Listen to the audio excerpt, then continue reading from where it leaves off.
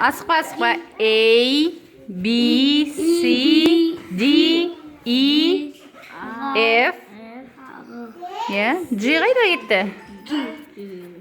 Жоқ, G жоқ мына жерде. H, I, J, K, L, M, N, O.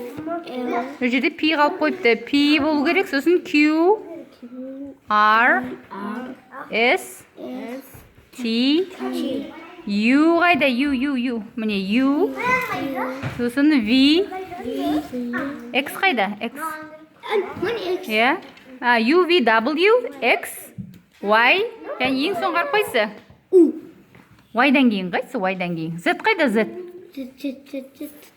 Жоқ, ол U ғой. Мынау қандай әріп?